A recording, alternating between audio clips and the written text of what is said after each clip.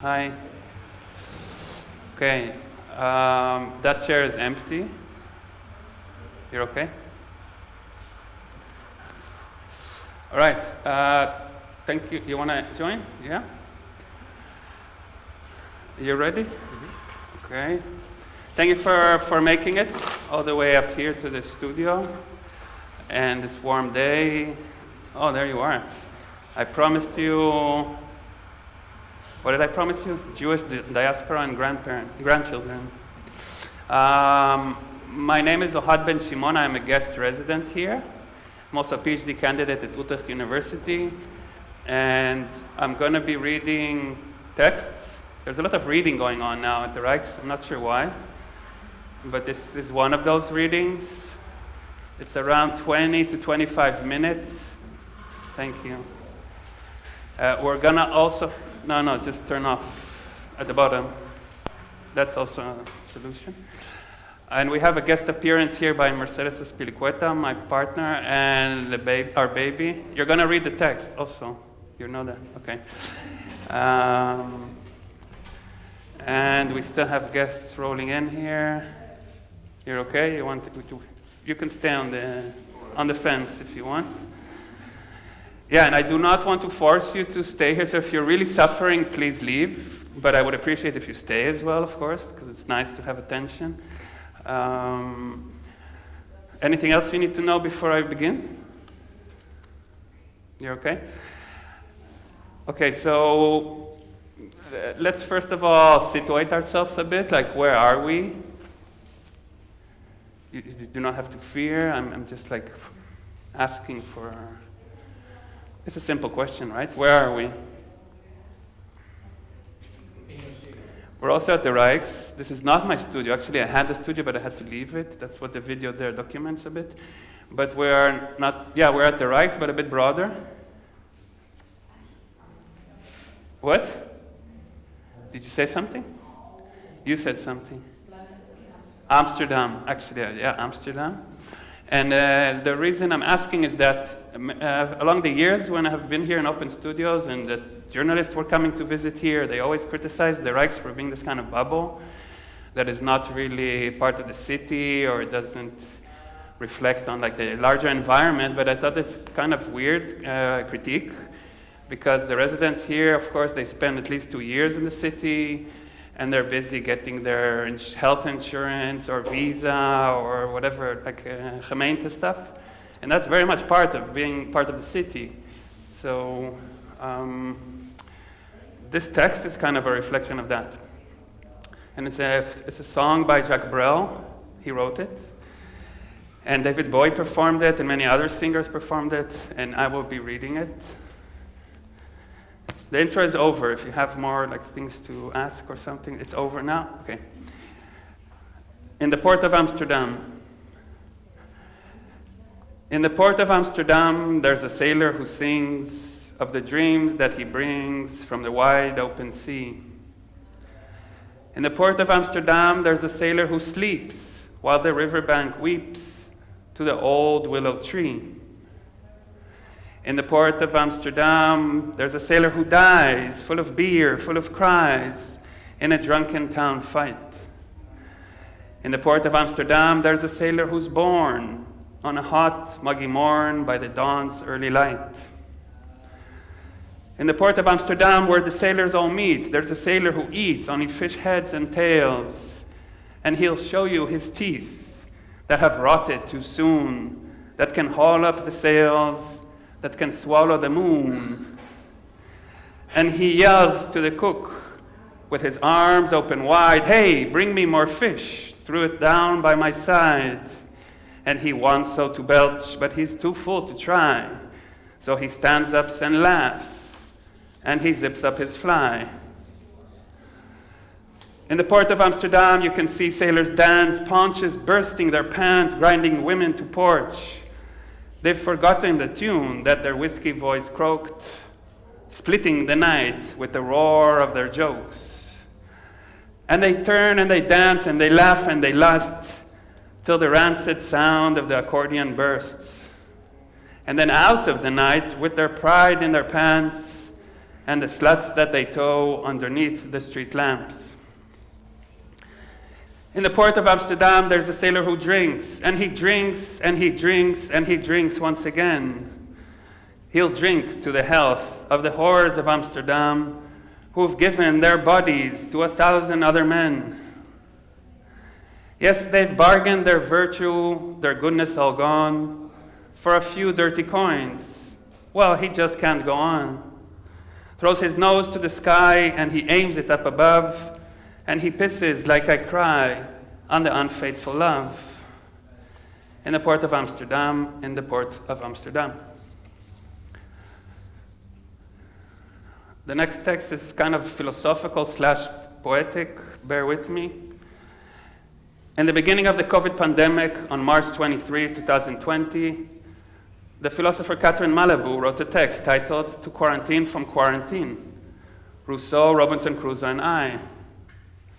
In it, she reflects on Rousseau's Confessions from 1782, who was traveling on a boat from Paris to Venice and was forced to halt in Genoa because of the plague epidemic that broke out earlier that summer. The passengers on the boat were given the option of quarantining for 21 days on the docked boat or in a lazzaretto, which is a hospital for those affected with contagious diseases. All passengers on the boat chose to quarantine on the boat.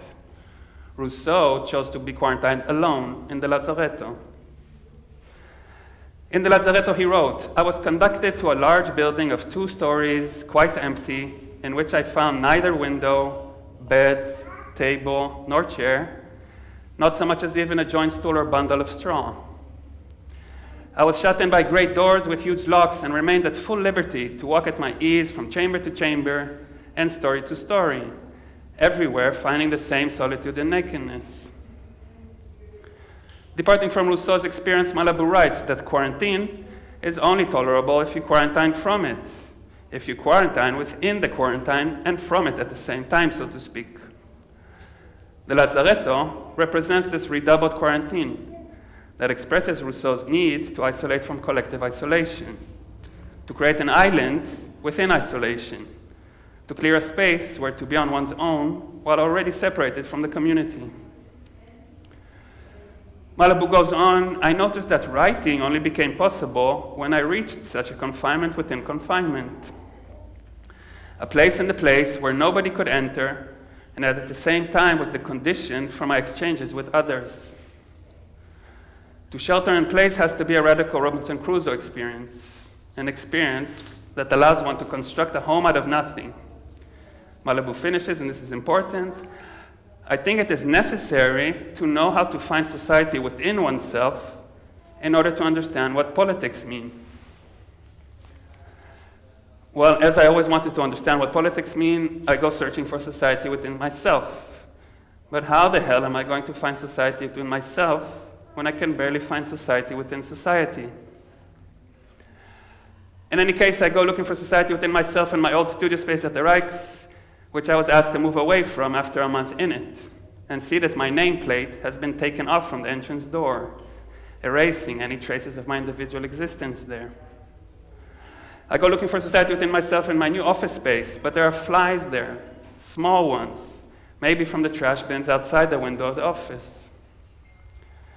I go looking for society within myself at home, but a 5-month-old baby makes it clear that I'm clearly not the most important self that needs to be searched for there. I go looking for society within myself at work, on a 2-day staff day getaway from home, but I end up getting COVID there. And besides, what was I thinking, finding society within myself at work? I go looking for society within myself with some old friends, but I end up infecting them with the COVID I got from my colleagues at work after 2.5 years of avoiding my friends in fear of them infecting me. I go looking for society within myself in a cafe, but I learned from the barista I order from that it's illegal to call oat milk milk, and it has to be called oat drink, as it doesn't have milk in it. I go looking for society within myself at the Turkish hairdresser, but I end up gaining, according to some, a cute haircut, while losing, according to others, what was a cute haircut. I go looking for society within myself in academia, but everyone there keeps saying stuff like simply put, but it sure doesn't sound simple. I go looking for society within myself to visit my parents, where I was born, but it's a settler colonial state, so I get out of there. I go looking for society within myself in the art world, but everyone there keeps asking me if I'm going to Venice. I go looking for society within myself on a 1-week-long meditation silence retreat, but when I come back from the retreat, no one can recognize me anymore.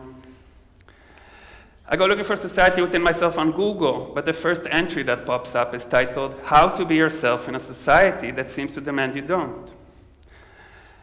I go looking for society within myself by reading Hegel, but Hegel says that I lose myself when I discover the world, and I lose the world when I find myself. I go looking for society within by reading Flusser, but Flusser says that we go out into the world to experience, and we lose ourselves in the process. We then return home to find ourselves again, and we lose the world we experience to find ourselves again. So now I'm even more confused. Mentally and physically exhausted from my search of society within myself, I surrender and stop searching.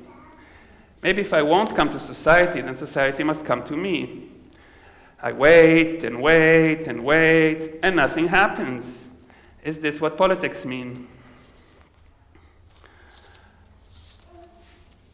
I have a few texts that are actually older texts, and the time here at the Rijks kind of made me nostalgic a little bit, and then I dived into my older text, and I would like to share them. This is a text I read here at the Rijks also in 2015. It's called Words That Rhyme with Rijksakademie. Me, she, he, we, be, tree, fee, pea, key, free, flee, see, tea, poetry, possibly, potentially, probably, hopefully, yippee, hippie, algae, algae, brie, trophy, knee, buddy holly, red curry, green curry, yellow curry, 23, referee, maybe, degree, OMG, energy, synergy, catastrophe, photography, philosophy, velocity, Jay-Z, comedy, Dewey, insanity, absolutely, agree, silly, society, criticality, contemporary, baby, that's a new one, baby, Bob Marley, party, empty, easy, RSVP. This is from 2012. I will try to write not about myself for the sake of space, in order to give you a place. I will not drink the tea. I will not look through the window. I will not write about my doubts, my fears, my memories from today. Instead, I will give space in order to give you a place. I will pour the tea not for me, but for you. I will look through the window, not for me, but for you. I will write my doubts, my fears, my memories from today, not for me, but for you. Okay, we have an intermezzo, a little break. Tea or coffee? What would you like, tea or coffee? Coffee. It's coffee time. This is 2012. The night turns into a day. The day starts. You have a plan. You write it down. You have a feeling of a grip on something. You have a direction. You make yourself some coffee. You drink it. This time you drink it differently. You drink it like in the movies. Like when they drink coffee just before they do something else. Leave the house, take the kids, go to work, go mow the lawn, go make eggs. Whatever it is, it's a different way of drinking the coffee. It's actually not really drinking the coffee. It's just playing the role of the guy drinking coffee. It's just a stand-in for the coffee. The essence of the event is the coffee, not you nor the actor. The coffee, it can almost drink itself by now, by the point we have reached in history. Coffee is charged, decaf coffee, milk coffee, black coffee, whatever it is, this coffee thing, it's a vehicle. And the lone rider, the guy or girl who drinks the cup of coffee in the movies, is riding that vehicle. The coffee takes them places, it brings them forward. And what it leaves behind is nothing much but a residue, a stain, a mark, a trace of coffee. I will read you your cup of coffee and tell you your future, just like those fortune tellers tell you your future. By reading the cup of coffee you have drank. Perhaps they have already understood the role of coffee drinking. It is always part of a story, a continuity. So they capitalize on this feeling of the coffee being part of a continuity, and they tell you what's going to happen next in your life story or whatever. But what they're actually doing is listening very carefully to the role of coffee, to how we as humans use it, understand it, drink it. Okay, this is the time for a guest appearance of Mercedes. It's just that she reads this text much better than me. I tried it yesterday, and she's really... Now I have a question to read. No, you're really good with this text, but... I never read the text in here. Good. But you need, I need to stand next to you a bit. It was long, or is... No, it continues here. But can you try the mic first? Swisser. Was like that? No. Yeah. Swisser. Swiss safety instructions. Swiss magazine. Swiss stewardesses. Swiss seats. Swiss silence. Swiss water. Swiss taste of Switzerland. Swiss monitors. Swiss reading lights.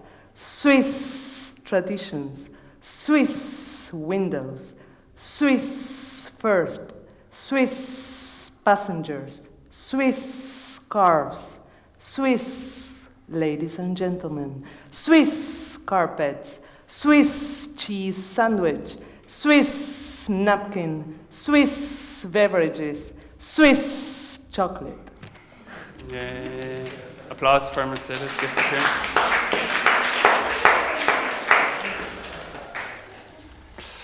Okay. Thank you. This is from 2012. You divide yourselves in two. You keep one half for yourself, and one half you give to others. What you have left for yourself is half of you, half of what you used to be. And what you give to others is also half of what you used to be. Now you are spread out, half here, half there. There's another choice now between Dutch or Spanish poem. What's the temperature in the room? What? Spanish. I wrote it recently. It's just about this, that these years we've been reflecting how the year went, with COVID and everything. Was it a good year? Was it a bad year? So it's just about this in Spanish.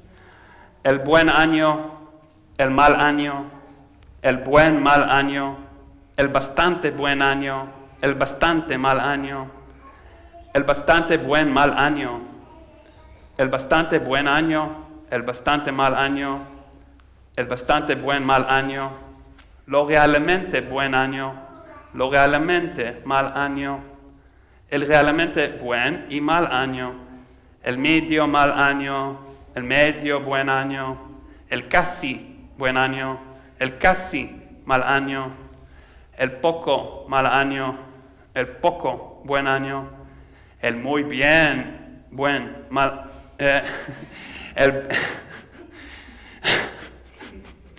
el muy buen año, el muy mal año, el vagamente buen año, el vagamente mal año, el intensamente buen año, el intensamente mal año.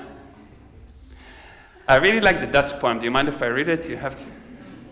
I tried to become a Dutch poet when I arrived to the Netherlands, so I tried to enter the Dutch poetry scene.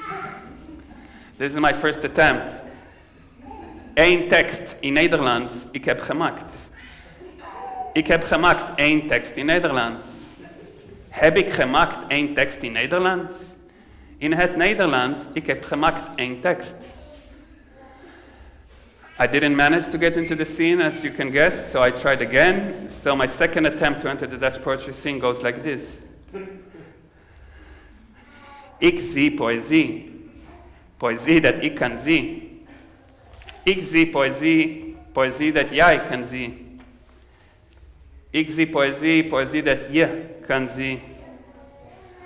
It's different, right? Je en je.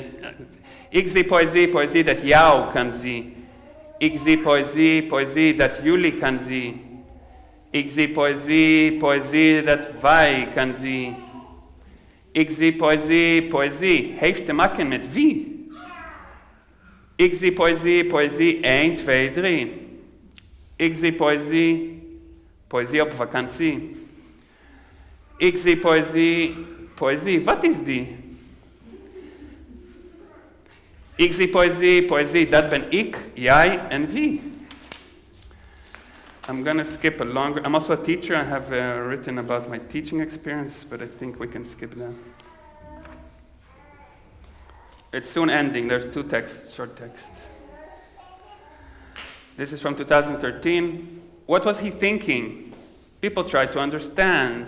They wanted to get to know him better, to feel what he felt, to think what he thought, to see what he saw, to know the reasons of why he behaved in this way. They tried to find themselves in him, to equate their life with his, to forget for a while about their own problems. They wanted to make room for an encounter, to meet him there, on the page, at once both far and near. They wanted this meeting to last. They wanted him to remember them, even when he didn't know them personally. They wanted a friend. They wanted someone to love. They wanted someone to hate. They wanted someone else to do the work for them. They wanted to see their own reflection. They wanted to compare his decisions with theirs, his risk with their risk, his chances with their chances. They wanted to make an account. They wanted to get a good deal. They wanted to be dealt a good hand, at least as good as his. They wanted him to explain themselves to others. They wanted to remember him. They wanted him to represent them, to describe them, to interpret them. They wanted him to unite them. But above all, they wanted him to name them. They were the readers. Last text before Tamar goes cuckoo. 2014, people, friends, artists meet here and there. They talk to each other. They remember each other. They go on and live their lives apart but together. They come together again. They compare the life they have with the life they had. They grew up, they got married, they got pregnant, they got it, they lost it, they found themselves, they lost themselves. They looked like artists back then. Now they look like middle-aged men and women. Some grew their hair, others lost their hair. Some took pictures, some took drugs, some remember the past, some anticipate the future. A few became super famous. Others remained in anonymity. A moment in time connects them together. A call for action reminds them of their old selves. A week together again. Thank you very much for being here.